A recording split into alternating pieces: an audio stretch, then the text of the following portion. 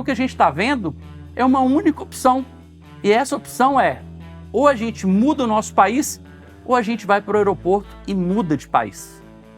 E isso não é uma coisa que eu quero fazer, então eu vou continuar falando.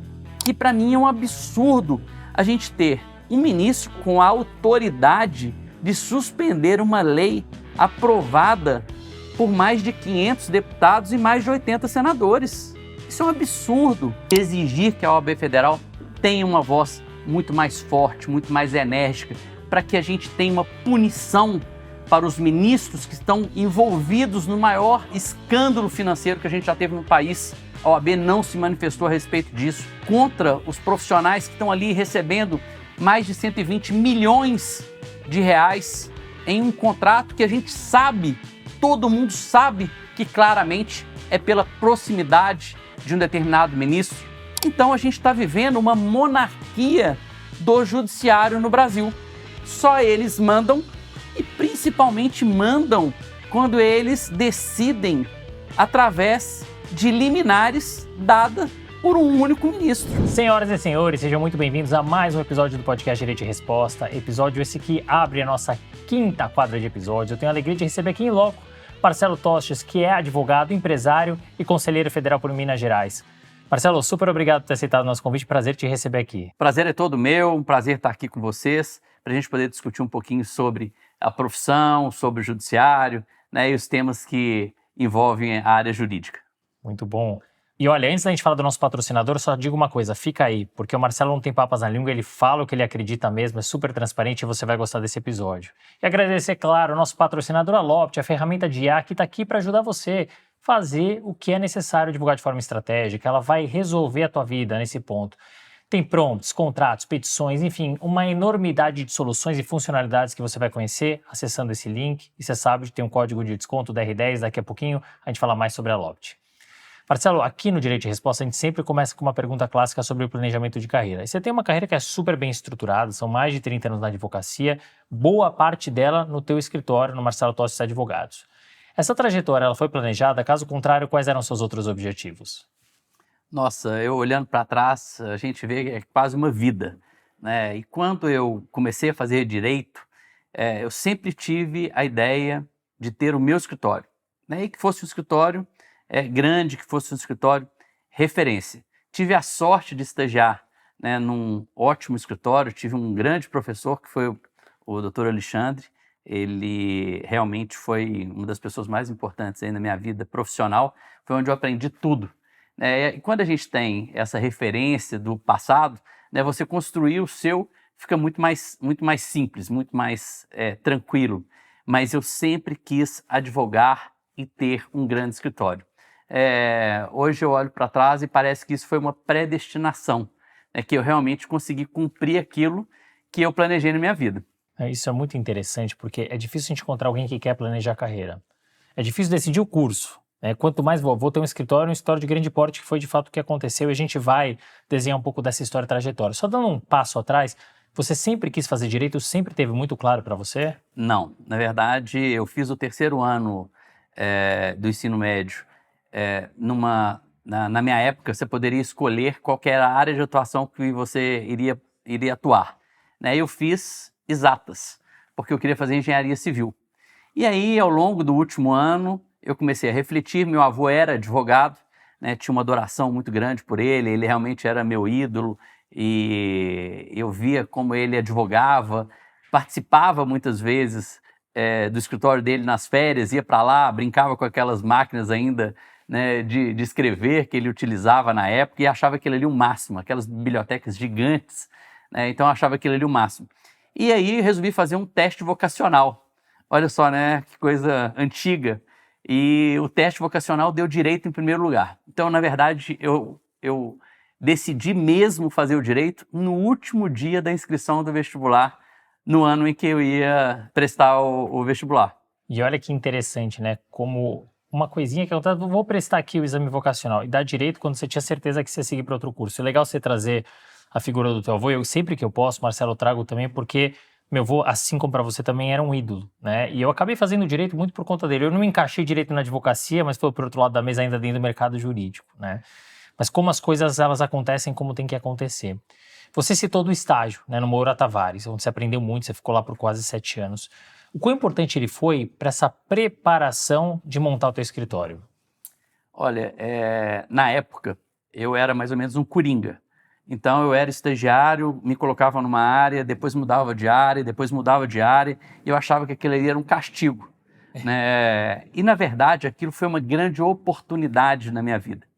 Hoje, os profissionais, os estagiários e profissionais jovens, eles têm ficado muito pouco nas oportunidades que ele tem. Então, qualquer aumento de R$200, R$300 numa proposta, ele acaba saindo do local onde ele está trabalhando e vai para uma outra oportunidade que tem um salário um pouquinho maior. Eu não. Eu optei por ficar no mesmo escritório o máximo de tempo possível. E eu falo que uma das grandes dicas que eu dou é que desde estagiário eu me via como dono daquele escritório que eu trabalhava. Então eu não tinha horário, eu não tinha final de semana, eu ia para lá. E aquilo para mim, muito mais do que um aprendizado da área jurídica, era também um aprendizado de como gerir um escritório. Então, quando eu me colocava no papel do dono, eu sempre perguntava, o que eu posso fazer de melhor? E acho que esse foi o grande segredo. Embora eu tivesse apenas uma única experiência anterior a ter montado o meu escritório, eu acho que deu muito certo, porque eu sempre me vi como dono daquele escritório que eu trabalhava. Interessante como você contextualiza, porque, em geral, no estágio, realmente as pessoas, principalmente dessa geração mais nova, que uma geração um pouco mais ansiosa, pula de galho em galho mesmo, né? E você, dentro da mesma estrutura, aproveitou para conhecer várias áreas e entender o que fazia sentido para você.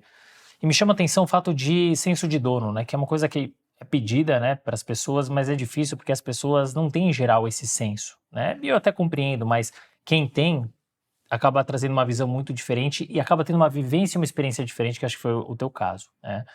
Queria que você contasse um pouquinho, Marcelo. Você falou, olha, eu queria ter meu escritório, e você teve de fato. Um pouquinho dos bastidores de quando você montou a tua estrutura, como é que foi? Você em algum momento imaginava que teria o porte e o renome? Eu sei que você falou, poxa, eu quero ter um escritório grande, mas você acreditava piamente, você imaginava que você fosse chegar no ponto que você está hoje com quase 500 colaboradores? Conta um pouco dos bastidores pra gente. Eu não imaginava que fosse ser tão grande. Na minha vida, eu passei diversos apertos na minha vida. Meu pai morreu quando eu era muito novo, eu tinha 20 anos, meus irmãos mais novos. Então, minha mãe trabalhava muito, minha mãe era funcionária pública. Então, a gente passou muito aperto nesse início da vida. Eu só tinha uma chance na vida, que era dar certo. E quando você coloca essa única opção, eu acho que você dar certo fica muito mais fácil. E aí eu explico. Muitas vezes as pessoas falam o seguinte, eu não tenho pai, eu tenho uma vida difícil, isso e aquilo. Você acaba justificando o seu não crescimento. E por outro lado, você tem a outra opção, que é, já que eu não tenho, eu tenho que fazer sozinho. E essa foi a minha única opção. Então eu tive que fazer sozinho. E tem uma curiosidade muito legal, que antes de fazer estágio, como eu não tinha condição nem de comprar um terno, eu fui trabalhar no shopping. Acho que pouca gente sabe disso. Fui trabalhar num shopping, numa loja que vendia terno, porque ali eu comprei ternos a preço de custo. Olha só. E aí, então, quando eu fui para o estágio, eu já estava preparado, pelo menos em matéria de roupa, para conseguir exercer aquele estágio de uma maneira digna, Então, todo esse planejamento que eu fiz de vou trabalhar numa loja de shopping vendendo roupa, vendendo terno, e ali eu consegui comprar os ternos, me preparei para poder começar a fazer o meu primeiro estágio, e ali naquele primeiro estágio eu entendi, eu não preciso sair daqui para ser um bom advogado, eu posso ter várias experiências aqui dentro. E quando eu mudei de área várias vezes, o que isso aconteceu? Eu virei um clínico geral. Então, quando você monta o seu escritório, a grande dificuldade é, muitas vezes o advogado ele é muito especializado, ele não consegue contratar diversos profissionais para o ajudar em todas as áreas do direito, mas eu tinha aquela facilidade porque eu era quase que um clínico geral. Eu tinha feito estágio na área trabalhista, na área civil, na área tributária, que foi onde de fato eu comecei a minha vida, foi na área tributária, e na área societária. Então, como clínico geral, eu acabava conseguindo atender as demandas mais simples dos meus clientes, que normalmente, quando você monta o seu escritório, são clientes de um porte menor, mas que querem um atendimento bem generalizado. As empresas menores não conseguem pagar os grandes especialistas. E aí sim é que eu fui me tornando um especialista no direito tributário quando eu consegui contratar profissionais para as outras áreas. Eu consegui, então, me dedicar àquilo que eu mais gostava na época, que era o direito tributário.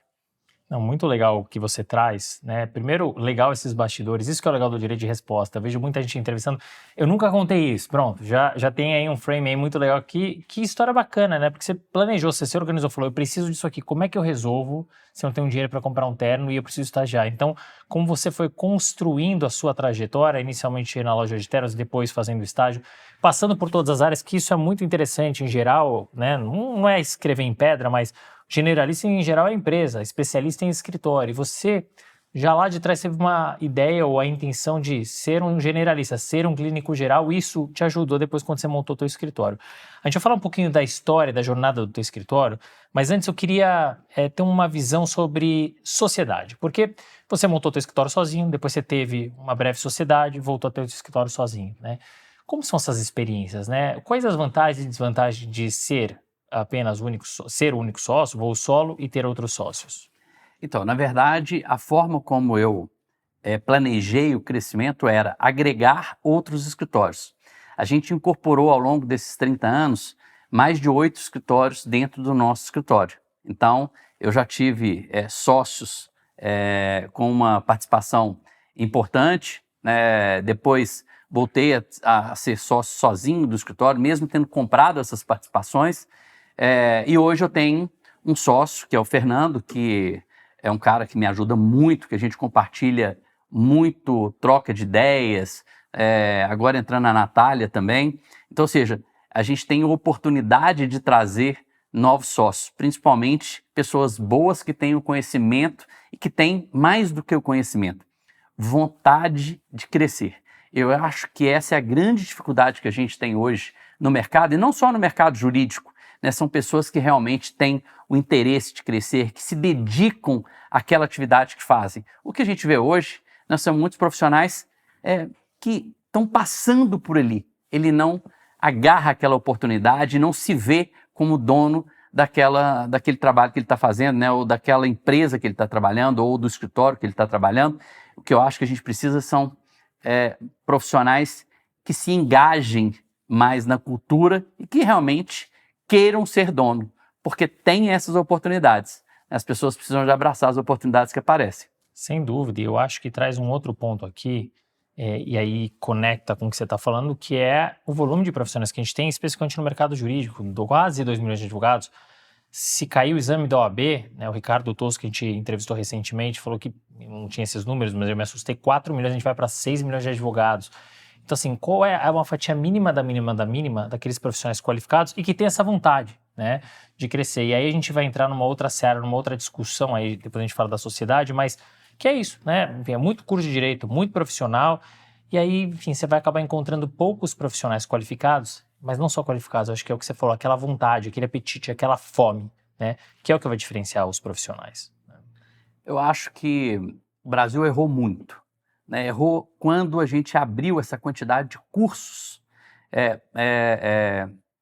tanto de direito, né, quanto de engenharia, num país onde a gente não tem um ensino médio tão forte. Ou seja, os alunos saem do ensino médio quase sem saber ler e escrever e muito menos fazer contas complicadas.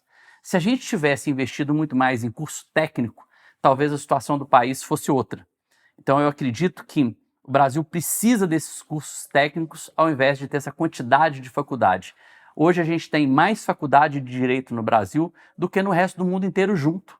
Então não faz sentido a gente ter quase 2 milhões de advogados. Eu fui dar uma palestra em Portugal há 2 anos atrás, e quando eu falei que a gente tinha quase 2 milhões de advogados no Brasil, a pessoa que estava fazendo ali a intermediação das palestras falou o seguinte: não, o senhor deve ter errado. Eu falei, não, é isso mesmo, Portugal tem 16 milhões de habitantes. São pouco mais do que, acho que 80 mil advogados. Então, quando a gente fala em 2 milhões, os caras realmente se assustam. Tanto é que aquela paridade que você tinha, né, de poder também ser advogado em Portugal e os portugueses poderem advogar no Brasil, foi cortada pela Ordem dos Advogados de Portugal. Por quê? Porque o volume de advogados brasileiros que estavam indo para Portugal advogar era gigantesco. E eu acho que eles não estavam errados, né, de proteger o mercado deles. Então, eu entendo perfeitamente essa postura da ordem portuguesa. Mas o que eu acho que a gente precisa é a qualificação. A gente tem muito advogado sem qualificação. E aí eu comparo muito ao jogador de futebol. A gente tem quantos jogadores de futebol profissionais no Brasil? Milhares. Milhares. E quais são aqueles que realmente chegam na seleção brasileira? Pouquíssimos. Hoje é fácil de chegar na seleção, mas brincadeiras à parte. Mas são Essa foi boa. pouquíssimos. Aqueles que chegam na seleção são mais ou menos os profissionais do direito que também se dão bem na carreira. E o que você tem que fazer para ser um bom profissional? Além do dom, você precisa de treinar, você precisa se esforçar, você precisa de abdicar, né, de beber, de sair, etc. Então, não tem jantar grátis. Para que você seja um bom profissional, você precisa se dedicar. E hoje, o mais interessante, que não é mais só se dedicar ao estudo. Eu vou fazer o meu curso de graduação, uma pós-graduação e um doutorado e eu vou ser o melhor da minha área. Não adianta focar apenas no aprimoramento técnico. Hoje você precisa saber muito mais do que isso, né? Você precisa ter o conhecimento de gestão, você precisa ter o conhecimento de tecnologia, que isso para mim é o mais importante que a gente tem hoje. E depois eu vou te contar um segredo sobre o profissional de tecnologia que a gente tem aqui no escritório. Eu vou querer saber, porque a gente vai falar sobre tecnologia quando a gente for falar do nosso patrocinador, e eu quero muito saber sobre esse segredo. Muito importante essa fala que você traz, e é uma visão que eu tenho também, acho que precisa ajustar muita coisa no curso de Direito, né, e em relação aos profissionais. Falando da sociedade, eu consigo visualizar, né, porque eu acho que o problema é ter sócio, né? Pelo contrário, é solução. Desde que o sócio, como você falou, tenha apetite, queira crescer junto, todo mundo remanda para o mesmo lado, né? E acho que isso é que acaba fazendo a diferença. São muitos anos de escritório, você contou um pouquinho do nascimento do Marcelo Tostes Advogados, e é um escritório que vem, enfim, passando pelos anos todos. A gente tem sociedade em mudança, economia em mudança, política em mudança, mercado jurídico em constante mudança. Como é que vocês fizeram para chegar até aqui e serem um player relevante no mercado? Mas mais do que isso, quais são os próximos desafios que se avizinham? Eu acho que os desafios são sempre os mesmos. E qual é o grande desafio? A gente olhar para o futuro. A gente entender que hoje a gente precisa estar planejando os próximos 5 anos. Não dá para a gente ficar chorando o passado. A gente não fez, a gente poderia ter feito, a gente deveria ter mudado. Não adianta chorar o passado. A gente precisa olhar para frente. Em 1999, eu fiz uma palestra no STJ falando sobre o fim do processo de papel. Eu fui quase apedrejado lá. E aí um ministro fez uma pergunta e falou o seguinte: mas quer dizer que não vou ter mais nenhum processo de papel em cima da minha mesa? E se a gente perder todos os dados? E a minha resposta, naquela época, eu vejo hoje que foi uma resposta muito empírica, que foi o seguinte: olha, o seu dinheiro no banco não fica empilhado e à medida que você vai gastando, eles vão tirando daquela pilha. A gente tem um sistema e esse sistema ele é confiável. A gente vai ter daqui a alguns anos um sistema no judiciário que vai ser confiável e você não vai ter mais aquela quantidade de papel nas mesas. Pra você ter uma ideia, isso é coisa muito antiga, né? O TRF da primeira região em Brasília, que abarcava quase 80% do Brasil, né? Porque hoje a gente tem o TRF 6, naquela época não tinha, ele teve que ser esvaziado porque o peso dos processos de papel estava abalando a estrutura do prédio. Isso eu não sabia. Então, ou seja, os agravos tiveram que ser mandados de volta para a primeira instância e só iam para o TRF da primeira região quando eles de fato iam ser julgados. Então, olha o volume de papel que a gente tinha, que a gente gastava. E depois de 20 anos, esta é a realidade brasileira. O judiciário praticamente extinguiu com todos os processos de papel que a gente tem hoje. Ainda bem, agora precisa extinguir todos os processos, que o volume é realmente muito alto. É outro número absurdo, acho que em número de processos, acho que é o maior no mundo disparado. Disparado.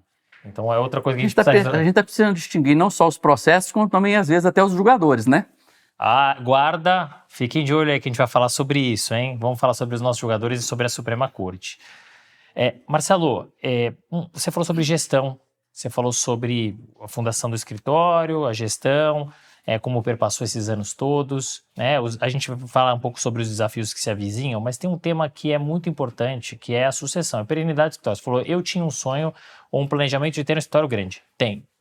Mas, em algum momento, os anos se passam, né? Você vai ter que se aposentar, você tem outros negócios também, ainda que você seja jovem, o escritório, né, tem o teu nome na placa.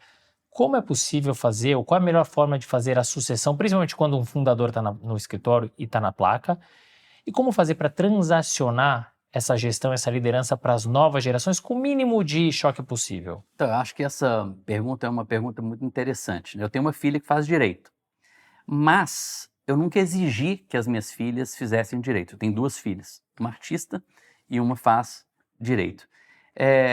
Eu nunca vi na figura delas a minha sucessão. Ou seja, se ela for competente o suficiente para gerir um escritório desse tamanho, ótimo, ela vai participar da gestão. Se ela não for competente, ela não vai gerir o escritório. Então, ou seja, a nossa ideia é exatamente essa: formar sócios que sejam competentes para dar a continuidade no escritório. O fato dela ser minha filha é apenas mais um. Ela faz estágio aqui no escritório, trabalha com o mesmo ritmo de todos os outros estagiários, não tem qualquer privilégio e faz aquilo que eu fiz. Ela já mudou de área 3 vezes. O que eu estou querendo fazer é que ela tenha essa experiência que eu tive para que lá na frente a gente possa avaliar. Essa é uma profissional que é capaz de ser, né, a gestora ou a sócia do escritório ou não. Se for, ótimo. Se não for, hoje a gente tem diversos profissionais aqui dentro que já estão capacitados para me suceder na gestão do escritório. Aliás, eu estou procurando uma pessoa para sentar na minha cadeira, porque a cadeira de CEO do escritório de advocacia não é nada fácil. Não, eu tenho certeza que não. É uma função prazerosa, é o que eu ouço das pessoas, né? Você tem a chance de olhar de cima, mas você tem que abdicar de muita coisa, né? Porque é praticamente impossível. Você fala, eu sou o gestor do escritório, mas eu não acredito que você tenha largado mão da parte técnica, do comercial e de outras tantas coisas. Ou seja, é mais uma função que você acumula, né? E daí, talvez, uma outra mudança que a gente precise ter e que eu acho que é necessária é de dar a possibilidade, um ponto polêmico, mas de dar a possibilidade de profissionais não formados em direito serem sócios, de repente, de escritório de advocacia. Por quê? Porque você pode trazer um CEO, né, alguém com uma formação muito forte e que, porque no final do dia, escritório é empresa.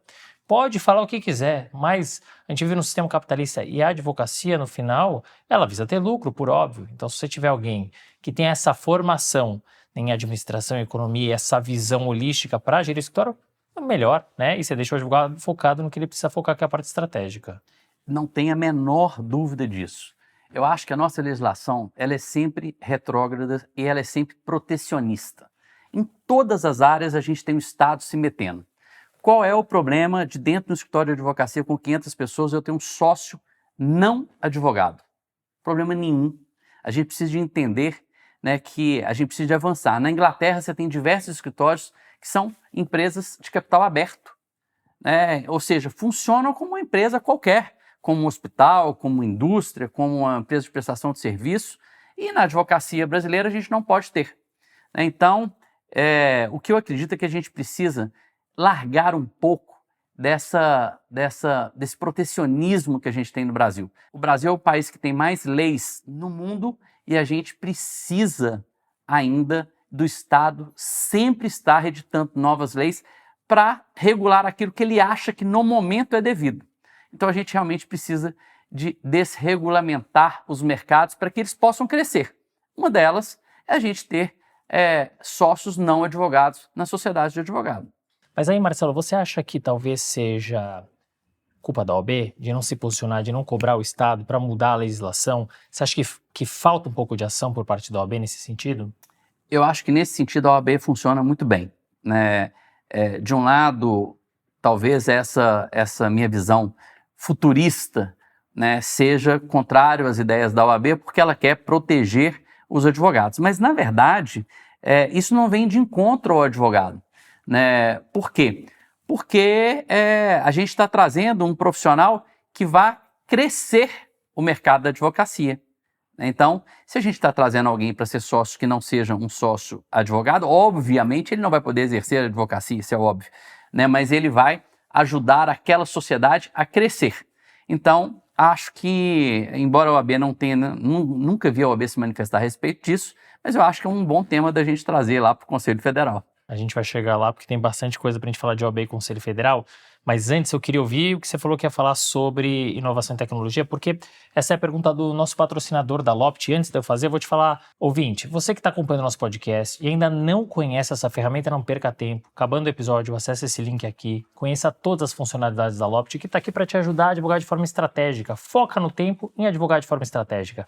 Contratos, prompts, petições, jurisprudência curada pela própria Lopt, por tribunal, por juiz, olha, vai ajudar você no que você precisa, advogar e de forma estratégica. Acesse o link, usa o código DR10 para ter 10% de desconto, R$14,90 no primeiro mês, R$149,90 nos demais meses e ainda com 10% de desconto. Ficou fácil, né? Acabando o episódio, corre lá.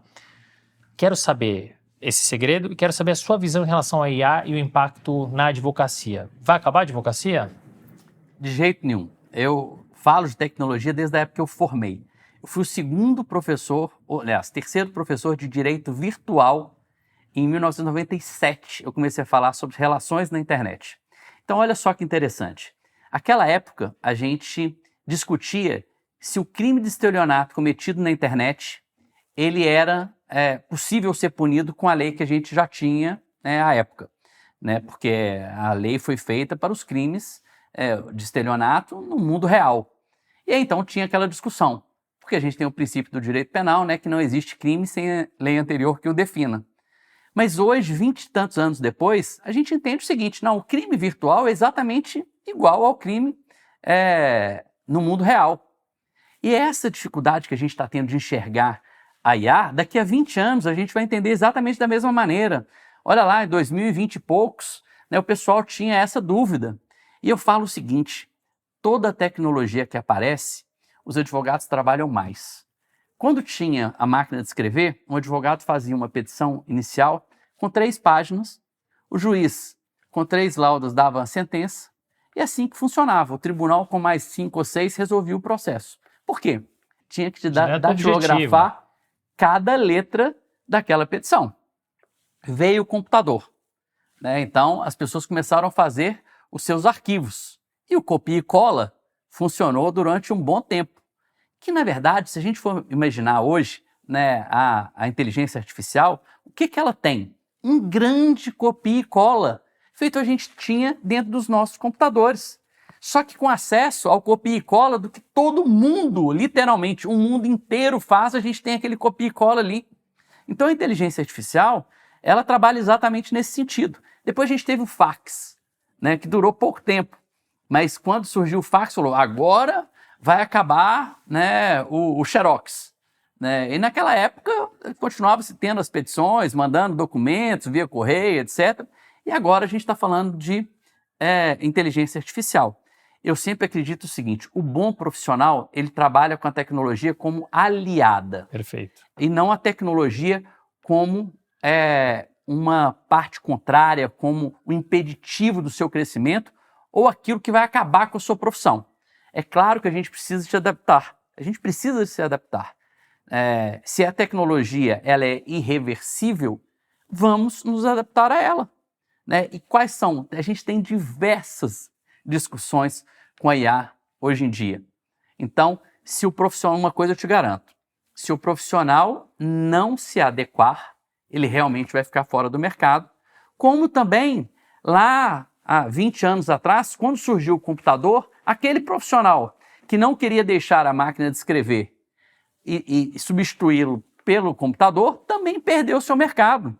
Eu lembro muito de profissionais com 50, 60 anos que falavam, não, computador é uma coisa horrorosa, eu vou parar de advogar, e realmente pararam, porque eles não se atualizaram. E hoje a gente vai ter as mesmas coisas. Né? O profissional, principalmente aquele mais velho, que já está com a vida pronta, que não quer se adequar, ele vai parar, seja lá qual for a sua profissão, ele vai parar de exercer a sua profissão pela tecnologia. E aí eu faço a seguinte pergunta, eu deixo a pergunta para o seu telespectador.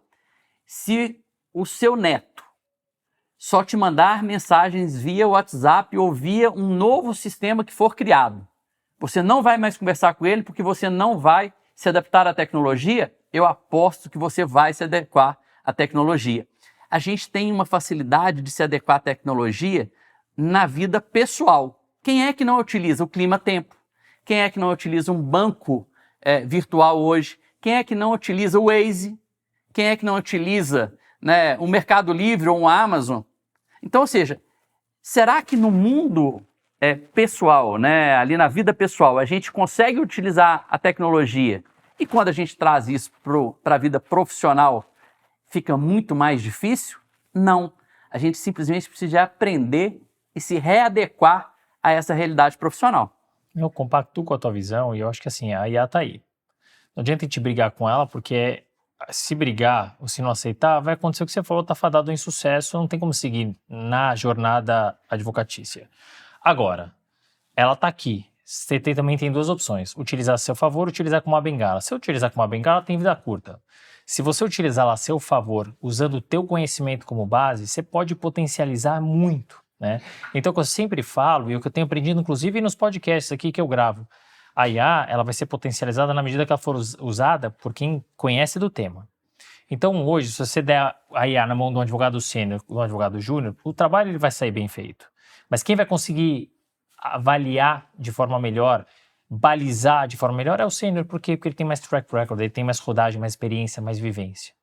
Então, a gente tem que tomar cuidado, primeiro, para que os profissionais eles se atualizem do ponto de vista técnico, porque o que você falou é lei o dia inteiro, lei todos os dias, e também precisa se atualizar em relação às ferramentas. Por quê? Porque todo dia tem uma nova, né?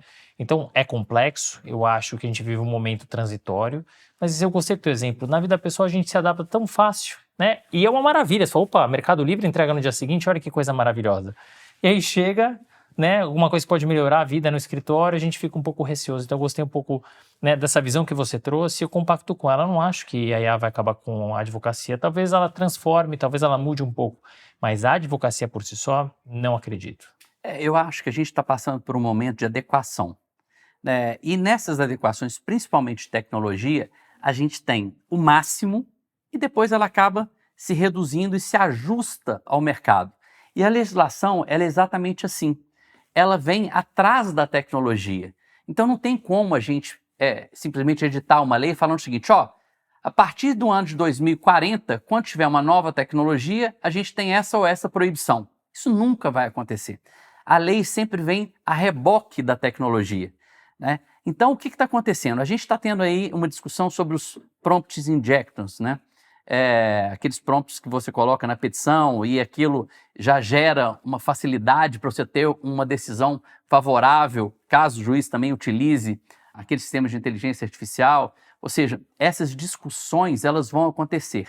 O que eu acho que a gente não pode deixar é de ter os parâmetros, e aí a OAB tem feito isso de uma maneira muito bacana, né, os parâmetros do que é legal e o que é moral, né? Então, a gente limitar, né, a inteligência artificial dentro de alguns parâmetros, eu acho plenamente razoável.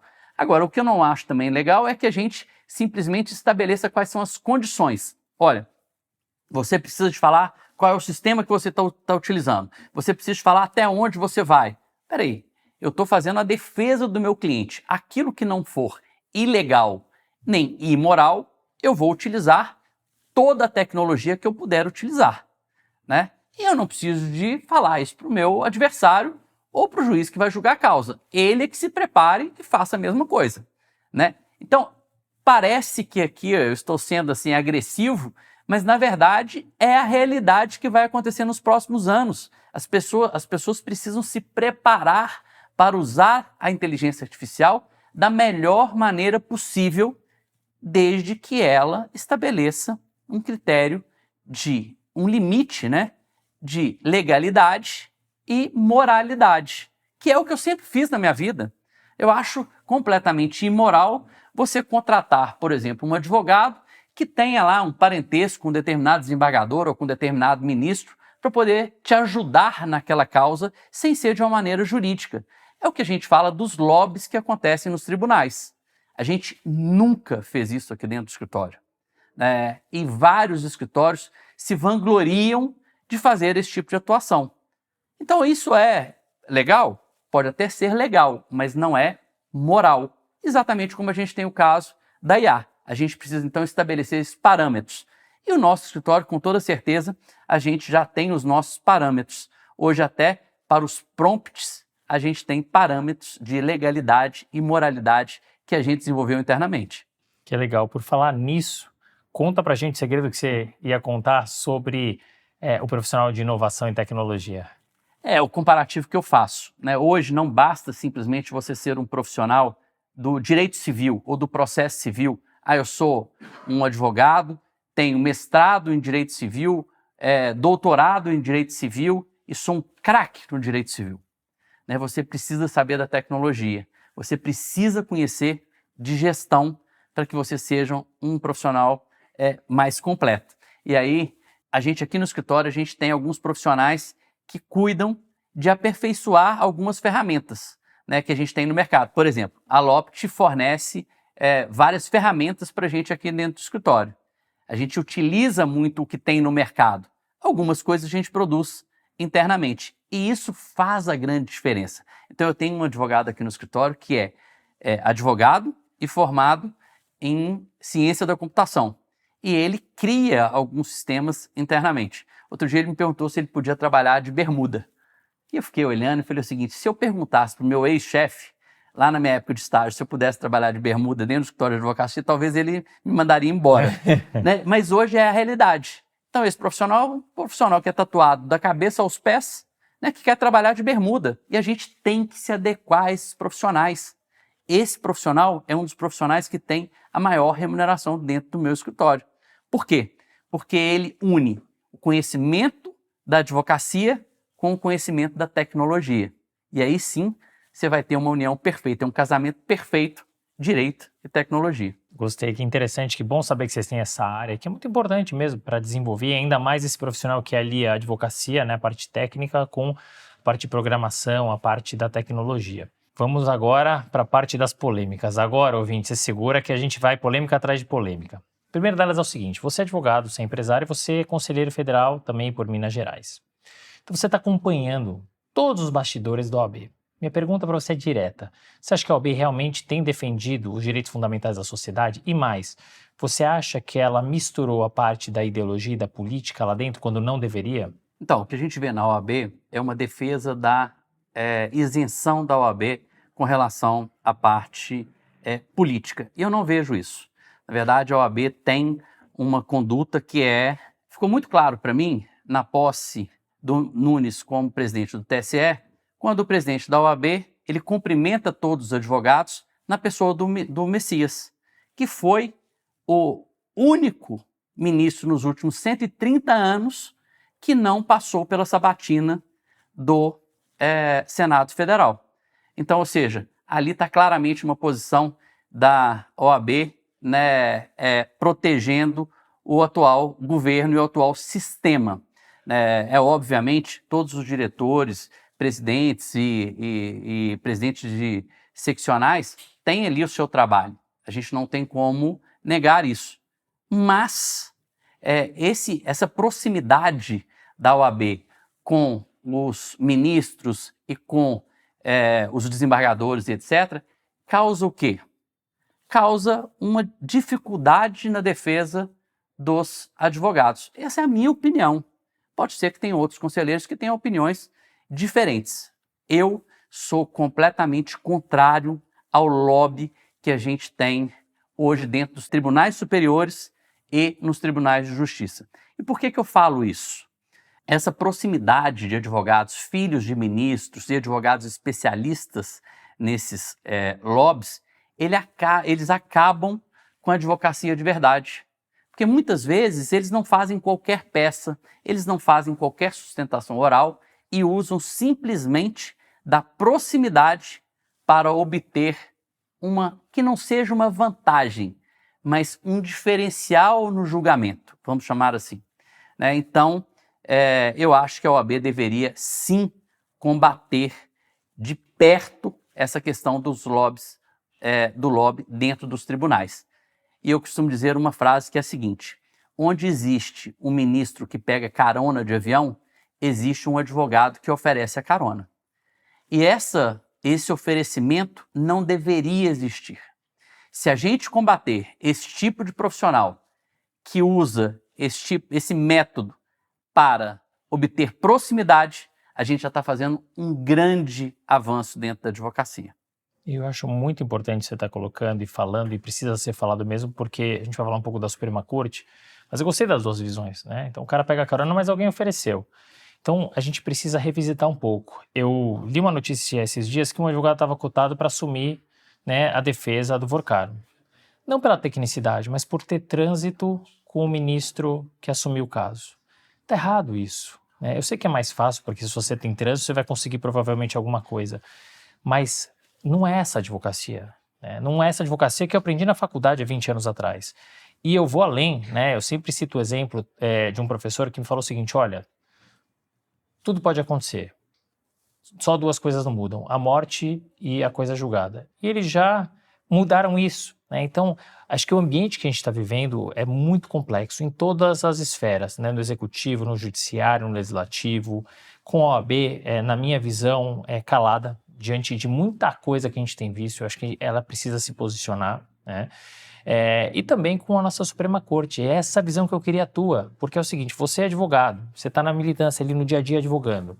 Ao mesmo tempo, você é conselheiro federal, você tem a visão por dentro. O que está acontecendo? Por que você que falou, olha, eu advogo lá desde a década de 90, né? O que mudou na nossa Suprema Corte? Ah, mudou muita coisa. Eu vou te fazer uma pergunta muito simples.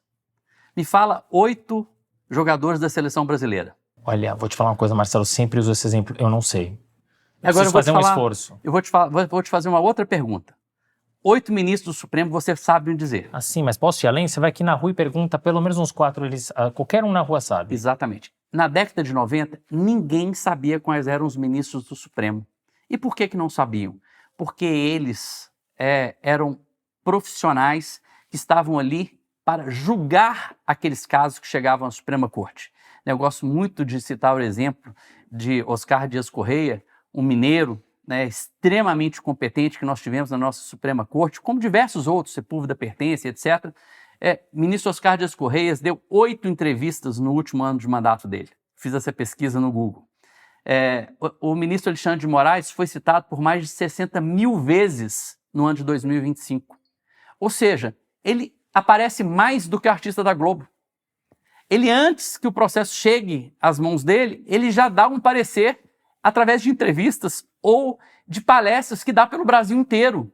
Então, como é que um juiz da Suprema Corte, né, um ministro da Suprema Corte, consegue julgar essa quantidade de processos que nós temos lá, parados muitas vezes há mais de 10, 12 anos? A gente está vendo agora, né, um processo que estava com a ministra Carmen Lúcia, parado os royalties do petróleo, parados há 12 anos.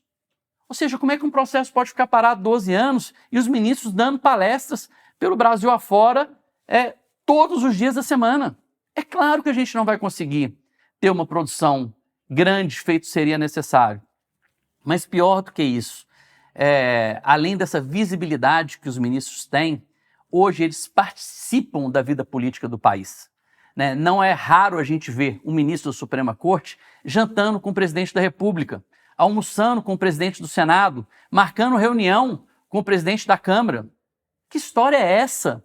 Ministro da Suprema Corte tem que ficar atrás da mesa e só se manifestar quando for provocado dentro do processo. Nos autos. Dentro dos autos. Foi isso que eu aprendi, foi isso que todos os profissionais de direito aprenderam. E a gente está vendo agora, parece que o judiciário, ele entendeu o seguinte: o executivo participou muito, de maneira direta, da vida de toda a população quando a gente tinha as medidas provisórias. Praticamente ele governava sozinho, não precisava do legislativo. Depois a gente vê agora, há pouco tempo, o legislativo praticamente governando através de quê? De emendas parlamentares. Ou seja, ele não precisa mais do executivo, porque ele faz as leis e ele também executa o orçamento através das emendas parlamentares. E agora parece que o judiciário quis competir com o executivo e com o legislativo, embora não tendo nenhum voto. E o judiciário hoje entende o seguinte: quem manda nesse país sou eu. A última palavra é minha, independente da área de atuação, independente da área de discussão. Se é uma questão que foi aprovada no legislativo, o judiciário dá a última palavra. Se é uma indicação de um delegado para o ministério ou para para a diretoria da Polícia Federal, o judiciário dá a última palavra. Ou seja, a gente não tem mais a discricionariedade do poder executivo e do poder legislativo. Tudo passa pelo crivo do poder judiciário. Então a gente está vivendo uma monarquia do judiciário no Brasil. Só eles mandam e principalmente mandam quando eles decidem através de liminares dadas por um único ministro. Decisão monocrática. Decisão monocrática, que para mim é um absurdo a gente ter um ministro com a capacidade ou com a autoridade de suspender uma lei aprovada por mais de 500 deputados e mais de 80 senadores. Isso é um absurdo. A gente não pode ter isso. Então, o que a gente está vivendo no Brasil, principalmente com essa análise, né, da constitucionalidade das leis, é o princípio que a lei ela é inconstitucional. Então, ou seja, a gente tem, então, já uma presunção de inconstitucionalidade quando o ministro ele suspende uma lei. Né? É um absurdo o que a gente está vivendo hoje. O poder destes ministros do Supremo Tribunal Federal precisa urgentemente ser revisto. Mas como? Esse é o ponto. Por quê? Porque ela tem mandato, não tem mandato.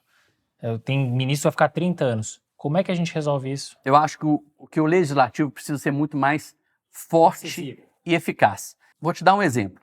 Né? Foi criado o CNJ através de uma legislação federal. O próprio Supremo Tribunal Federal julgou que o CNJ era constitucional, mas que ele não poderia jamais fiscalizar ou julgar os próprios ministros da Suprema Corte. Seria mais ou menos que o Conselho Federal da OAB falasse o seguinte: olha, esse código de ética vale para todos os advogados, menos para os advogados que fazem parte aqui do Conselho Federal. É completamente absurdo o que a gente tem. E naquela época, quando a gente teve esse julgado do Supremo Tribunal Federal, o Legislativo nada falou.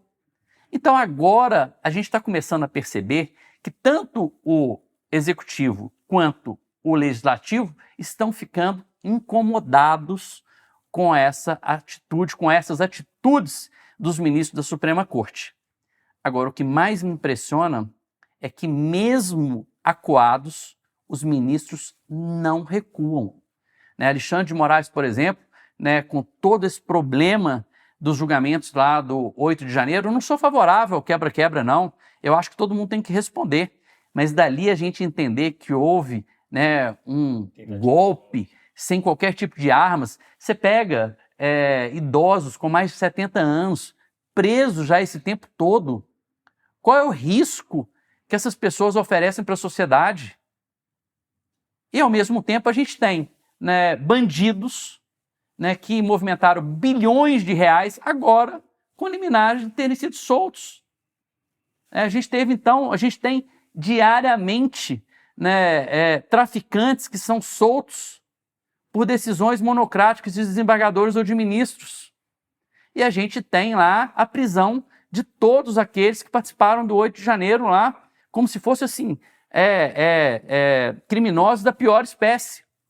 Então o que a gente precisa é realmente de uma indignação do Legislativo e do Executivo contra essa superposição de poderes que a gente está vendo hoje. Aquela história do freio e contrapesos, presente em tantas constituições pelo mundo afora, no Brasil já não funciona mais. E a gente precisa fazer com que isso volte a funcionar para que a gente tenha uma democracia de verdade. Essa é a minha opinião. E é isso que eu luto dentro do Conselho Federal da OAB.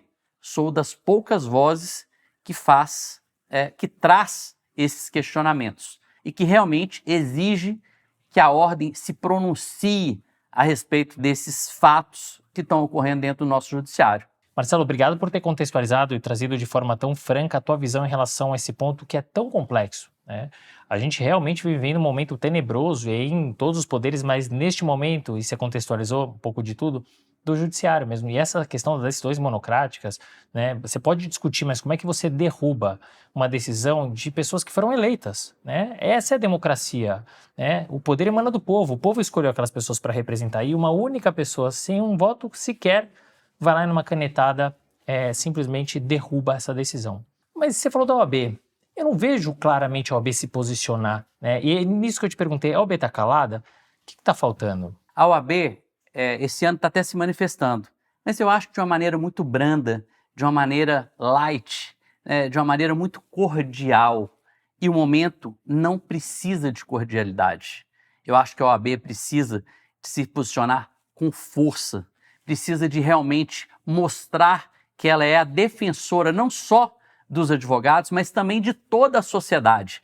A OAB já foi tão importante, né? Veja, nas diretas já, o papel que a OAB teve nos impeachments que a gente teve no Brasil, olha o papel que a OAB teve, um papel ali de tomar frente, de ser imponente, né? De estar cuidando da sociedade.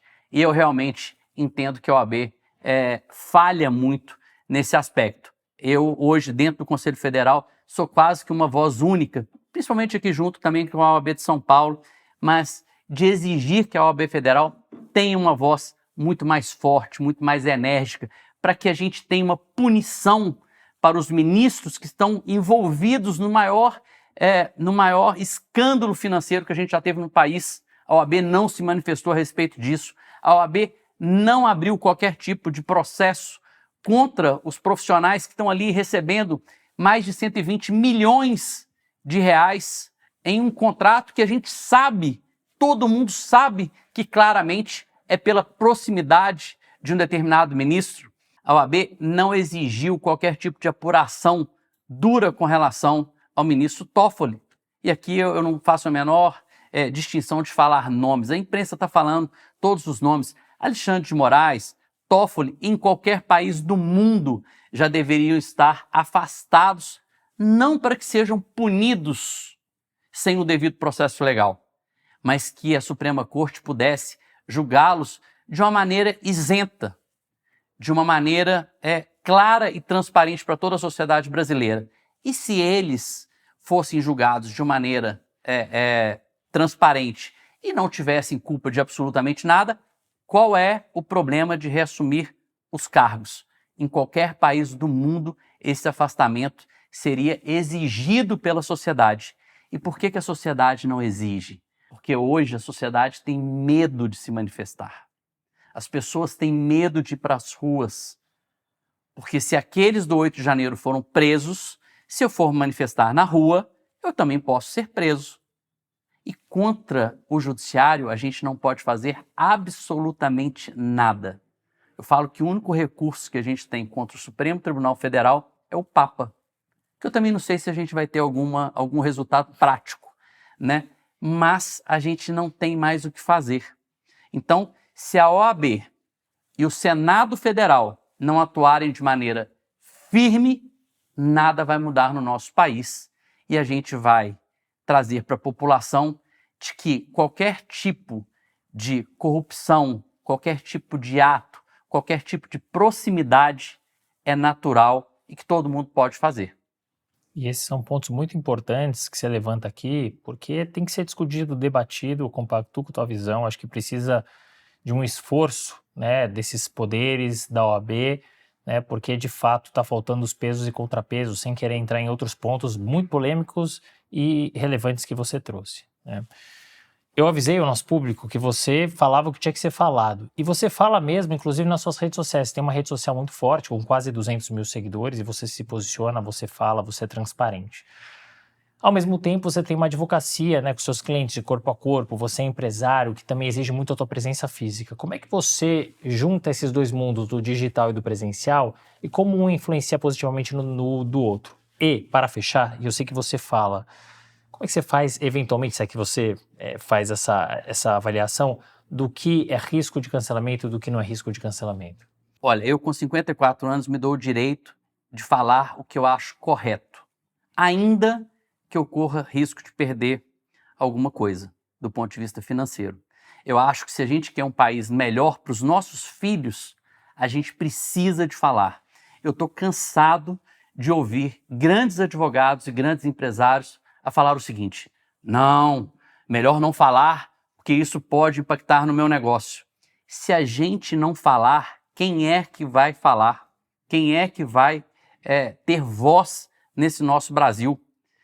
Da classe política, a gente não pode esperar absolutamente nada, porque todos eles estão ali com algum tipo de interesse. O que a gente precisa são pessoas da sociedade que têm credibilidade, que comecem a falar, que comecem a cobrar de verdade a posição correta. E a posição correta, para mim, é exatamente a transparência e julgamentos que devem ser realizados quando a pessoa comete qualquer tipo de prática ilícita. E é o que a gente está vendo, está nos nossos olhos. Ninguém precisa de provar absolutamente mais nada. A gente vai ficar esperando até quando? Esse é o questionamento que eu faço. A rede social, ela tem essa grande penetração, essa possibilidade das pessoas saberem a verdade sem uma imprensa comprada. Hoje em dia, principalmente nesse grande escândalo que a gente está vivendo hoje, no meio financeiro, até mesmo a imprensa, que sempre preservou tudo isso, está começando a entender que ela precisa também se manifestar. Por quê? Porque é isso que a população quer. A população quer ver o que é correto, independente de lado. E eu sou a favor da punição para qualquer lado que cometa uma ilegalidade, uma infração. Não é porque eu sou de direita ou sou de esquerda que eu não quero que aquele processo não seja julgado. A gente precisa de querer o que é justo e o que é legal. Agora, se amanhã eu vou ser cancelado ou se eu vou perder um ou outro contrato porque eu estou falando a verdade, eu acho até bom que perca mesmo, porque eu vou continuar falando e vou continuar cobrando de todas as autoridades aquilo que eu entendo que seja bom para as minhas filhas, caso elas queiram viver no Brasil. Porque o que a gente está vendo é uma única opção. E essa opção é: ou a gente muda o nosso país, ou a gente vai para o aeroporto e muda de país. E isso não é uma coisa que eu quero fazer. Então eu vou continuar falando. Não, excelente, é bom ouvir isso, porque o correto não tem lado, o correto é o correto, né? E você está colocando a tua visão para um país que você enxerga que pode ser muito melhor. É claro que eu entendo, os empresários, os advogados que não queiram se posicionar porque podem perder os seus clientes, etc. Mas, ao mesmo tempo, é bom que nós temos pessoas como você que se posicionam, que falam. Se a gente tiver mais pessoas como você, talvez a gente tenha alguma repercussão. Mas eu sei que você dorme com a cabeça no travesseiro tranquilo porque você está fazendo o que você entende que precisa ser feito, independentemente se você vai ser ou não vai ser cancelado. Isso é muito bacana também, Ufa, Marcelo, agora vamos pegar leve, já foram muitas polêmicas, você falou muito da tua vida na PJ, você se posicionou em temas polêmicos e espinhosos. Agora eu queria saber quem é o Marcelo na PF, o que você gosta de fazer no seu tempo livre? Nossa, vou te falar que, embora eu trabalhe muito, eu tenho hoje 10 empresas, fora os escritórios de advocacia, mas eu consegui ter um equilíbrio, de tanto conseguir trabalhar muito, produzir muito. E como é que eu faço isso? Terceirizando responsabilidade.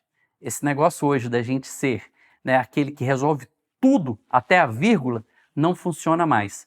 Se você quiser crescer, você precisa compartilhar decisões, precisa terceirizar responsabilidades. E é isso que eu aprendi a fazer e aprendi a cobrar essas responsabilidades dos meus sócios e dos meus parceiros.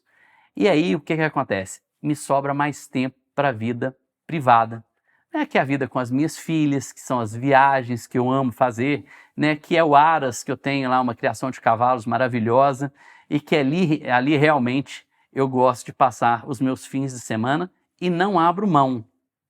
Duas coisas: eu tenho horário de sair do escritório e eu não trabalho fim de semana, em hipótese nenhuma. Vou te falar que tem mais de 10 ou 12 anos que eu não venho no escritório final de semana. Então, eu falo que quando a gente consegue fazer essas duas coisas, primeiro que me dá muito orgulho de falar o seguinte: eu não sou um cara só do trabalho, eu não sou um cara só da política, eu não sou um cara só da internet, eu sou um cara da família. E da família, filhos, irmãos, mãe, a gente tem um convívio muito próximo, e fora os amigos, que nada melhor que a gente poder também tomar um chopp com os amigos e divertir e poder desfrutar tudo aquilo que a gente fez durante a vida toda, né? Eu falo que eu ainda estou novo, mas eu não vou deixar para poder desfrutar depois dos 70, não. Eu já comecei a fazer isso logo desde já. Não, e você faz muito bem, você construiu um legado, claro, tem muito por fazer construir, mas que bom que você conseguiu equilibrar tudo, né? É muito difícil e as regras que você impôs de limite de horário e final de semana não vou trabalhar, é importante para você dedicar para a tua família e para fazer as coisas que você gosta, então muito, muito legal ouvir isso.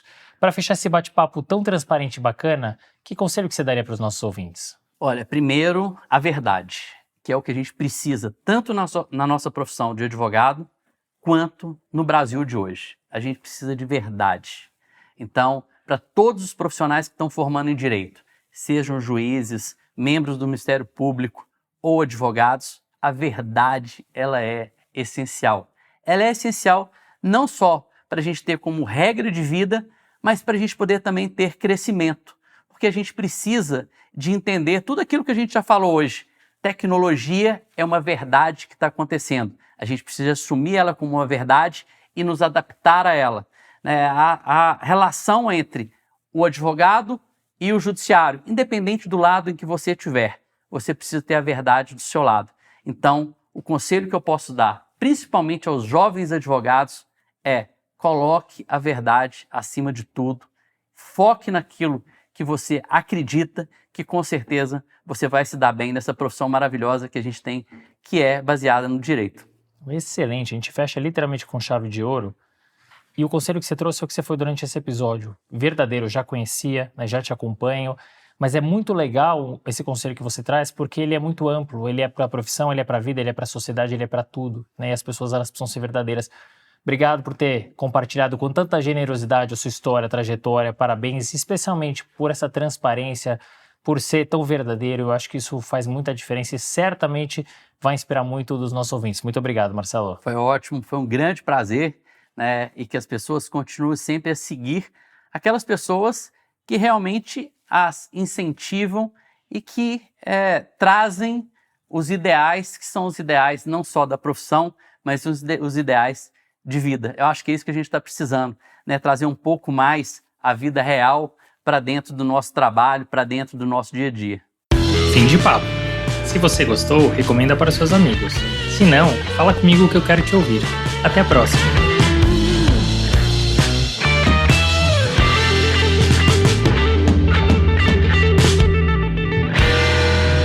Este podcast foi editado por Felipe Mux.